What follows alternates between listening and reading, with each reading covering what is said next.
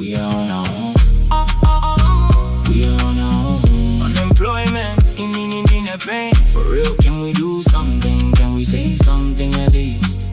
We are on our own. It's globally clear, you need no drone. Then a tiny. How fast we need a revolution. Pamwe pacho panoda kutombosiwa politics, pamwe pacho panoda kutombosiwa kukotsera, panoda kutombosiwa zvechitsaga-tsaga, wovhura vanhu meso kuti vaone. Onerai zviri kuitika, dongorerai zviri kuitika. Mushure mekunge ndaona post iyi yaiswa namukoma Jeff Judah, ndati ayo regai ndivabate timbokurukura kuti zvaakuitika izvi zviri kuitika izvi ndizvo here. Let me read the post for you. Handiti munoona nyaya yenyu yekutora mahure nembavha motanga kuti maprophets and prophetess, look now, zvavava kutaura. Ndakambotsura venguo chena vave kuita mawara, ndikati tendeukai, cherai kakomba musvipe pasi. Nyaya yenyu yekuti munoti kumbavha mukuru wemazuva, hezvo nhasi ndiko kwazvasvika. Ndini ndanyora kuti musata nyoko wenyu mose nachivhayo. Musata nyoko wenyu mese nachivhayo. Nyaya iri kutaura kuti hanzi prophetess Tracy says Wicknell is equal to God. Wicknell akafanana kana kuti akainzana naMwari. Ndikafunga kuti pamwe akaundi yamukoma Jeff Judah yayekwa, regai ndivafonere tinzwe first hand information nenyaya iyi. Regai tipinde muconversation muzvinzwire mega. Mukoma Jeff Judah. Good morning. Mamuka. Takasimba kwakadini. Kuno kukuri nani ameno yanga se weekend. Aiwa, yakanaka hatina chekunyanya kucomplain. Ndati ndikubatei ndine post yenyu yandasangana nayo yamaisa 17 hours ago iyi. Saka ndati politics tinogona kumbodzisiya, zvimwe zvese tombozvisiya, tochitarisa reality kuti kana nyika vanhu vakukombeya munhu naMwari zvinorevei. Muchionawo semunhu agara mubusiness, semunhu agara muchitendero, zviri kurevei zvinhu izvi? Nguva dzose panoitika zviitiko zvakadaro zvekuti munhu anofananidzwa naMwari, pane maconsequences anowanzoitika. Zvekuti munhu anofananidzwa naMwari kana kuti angazvifananidze naMwari hazvina kutangwa nachivhayo. Tine nhoroondo yakawanda yekuti imwe nguva, panguva dzinonzi nguva dzakararama ana Meshaki, Abednego naShadrach naDaniel, Nebhukadhineza vakambotsvaka kuzviita Mwari kuti vanhu vanofanirwa kumbonamata inini, kunyange kune vamwe vaMwari vanonamatwa. Zvakakonzera ngozi yekuti akarangwa naMwari akaita 7 years. Akaita senzombe, akaita semombe achifura sora. Kushayiwa matyira nezita raMwari kunokuvadzisa futi nyika. One of the individuals futi akamboita unhu ihwohwo huri kuitwa uyu nana Chivhayo was Herod, ainzi Herod the Great. So ukanzwa munhu akunzi he was great, he was not a small man, he was very famous. So Herod the Great akaunganidza vanhu, akaitira vanhu zvinhu zvishamisa vanhu, vakati munhu uyu ndiMwari. Vanhu ndo vakati munhu uyu ndiMwari. Chiitiko ichocho chaitika ichochocho, Herodhi akazvifarira. kudenga kwakabva kumutumwa akamurova akafa ndokubva atobuda huni panguva imwe chete iyoyo. So at least chiitiko ichi chakananga mimba yaHerode Benz. So zvaakuitika kuZimbabwe panguva ino ndezvekuti ndakambotsiura vanhu vekumasowe vachiti Chivhayo kunzi mukuru wemazuva. Ndakati endei munomuudza Chivhayo navo ava venguo chena. Now I could understand kuti venguo chena sezvo vakati ivo havadi kuverenga Bhaibheri. They could have a gross ignorance. Kuti zita rekuti mukuru wamazuva zvakafanana kuti Jehovha zvinoreva kuti mukuru wemazuva. Kuti Yahweh ndokuti Jehovha zvinoreva kuti mukuru wemazuva. Saka kana munhu akunzi ndiJehovha, yeah, it's fine. It's fine. Anti unoziva here kuti nhau yakanesana naJesu nevaFarisi yakanga iri yekuti iwewe uri munhu wakaberekwa sei uchizviti iwewe uri Mwari? So vaFarisi vakanga vasina kuziva kuti uyu zvechiwa akanga ari Mwari, akanga aberekwa kuti nyika igosunungurwa.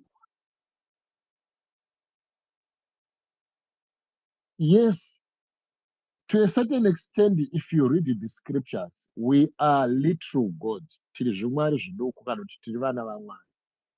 But hatisirisi iye Mwari. Ko kuti vati Chivhayo mwana waMwari zvakaipei? Kuti anzi mwana waBaba. Pane kuti iye ndiye aBaba, kureva kuti ndiye ako ndiachinamatwa. Ini hangu ndoona kuti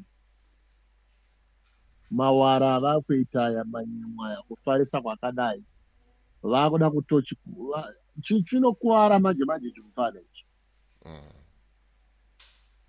In fact chatozvipa mavanga.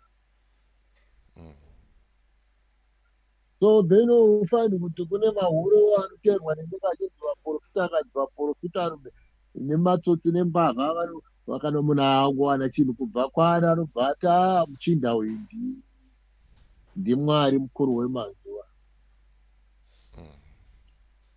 Those are reckless statements dzinoitwa nevanhu to mislead the whole nation. Saka Chivhayo akasarangwa kudenga Mwari haako. Manzwa zvandataura? Chivhayo akasarangwa kudenga Mwari haako nekuti vana Pauro vachifamba neevhangeri vanhu vakati vana vaisimba guru raMwari avo. Vana vandati vana Matei vakabvarura nguo dzavo vakabvarura nguo vachizvidemba vakati aiwa kana tisi vaMwari uyai tikuratidze kuti kuna Mwari ari kudenga ndo watinonamata. Vanhu vakati aiwa kani iwewe ndiwe Mwari, toda kutokunamata iwewe Pauro nana Sirasi here naBhanabhasi. Tikanzi aiwa nesuwo tiri vanhu vanotonamata. Then tine issue yaDhaniel asvikirwa nenjodzi achinamata, akawa pasi akapera simba akada kupfugama kuinamata zvikanzi hautenderwi kuti undinamate. Kunonamatwa Mwari. Johani Mubhabhatizi ari pachitsuwo chePapa Timosi zvakare akaona ngirozi akapfugama akada kuinamata zvikanzi aiwa iwewe neni tese tiri varanda vaMwari, namata Mwari ari kudenga. So you find kuti hunhu huri kuitwa nana Chivhayo, they've been doing this for too long.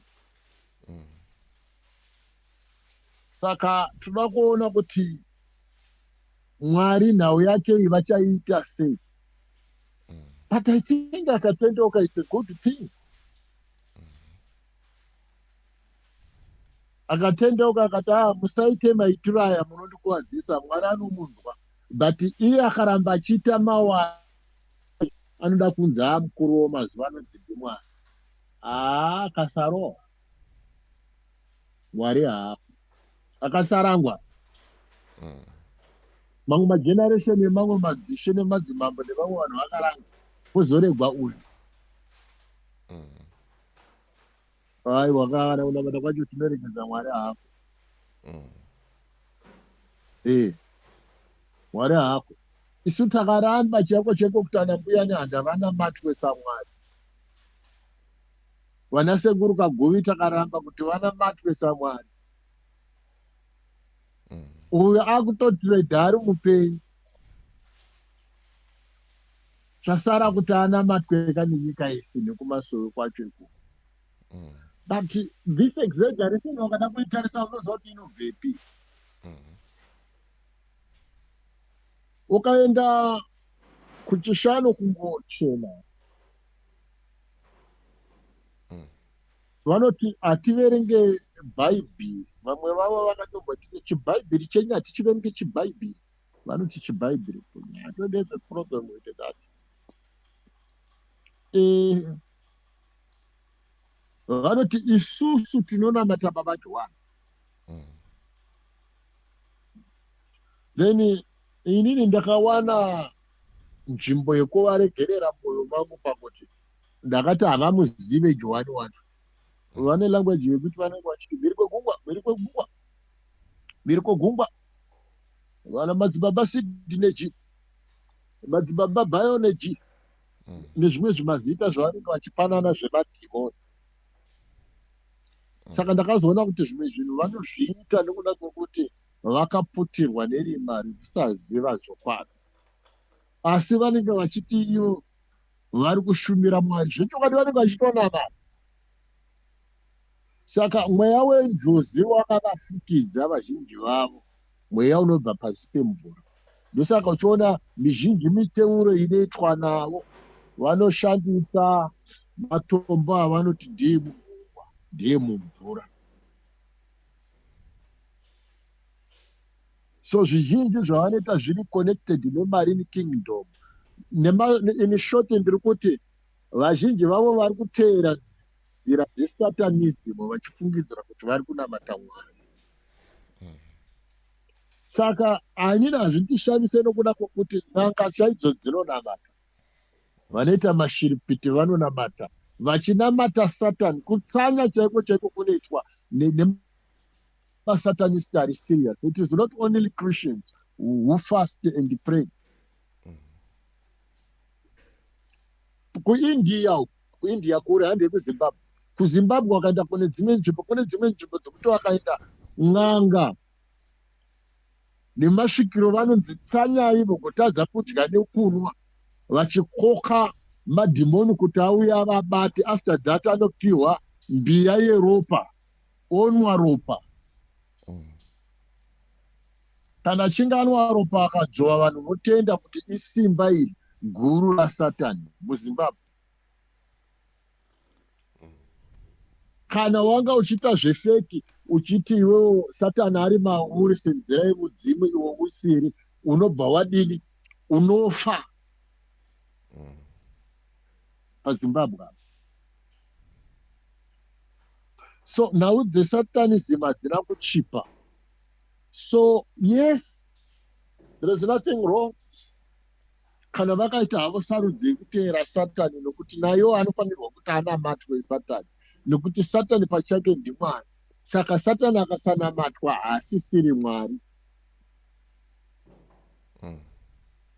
Saka vanhuwo futi vari kunamata Satani kuburikidza nemuhama yaSatani. Chivhayo ihama yaSatani. Ndini ndadaro. Musambotya henyu, ndini ndadaro kuti Chivhayo akagara ari hama neshamwari yaSatani. Ndokudivi rake, unless azotendeuka. Hazvi zvinhu zvinoshamisa izvi. Uye handi atanga kuita hama nemutumwa waSatani Chivhayo. Ndini ndadaro because ndine evidence yacho. kungoti bedzi mandifondera hangu ndasina kunyanyogadzirira denda ndakagadzirira ndaizokupai mascriptures kuti scripture yakati gore rakati kuchiitiko chakati kunyika yekwakati. Saka unhu hwavo hwavari kuita uyu hausi right, uye pane vazhinji vaprofita vakuru vakagamuchira zvipo nevafundisi kubva kune vamwe vakutozviziva kuti bhadhapa takakanganisa. Nhasi havagoni kuti vamutsiure nekuda kuti ivo vakapiwa mari yakabva Satani. Zvinoita here kuti ini ndambopiwa 50,000 nefortune ndozotaura kuti achama maitiro auri kuita handiwo. Hazvibude. Hazvibude zvakanaka. Saka they will choose rather to keep quiet kuita sezvinonzi zvakaitika.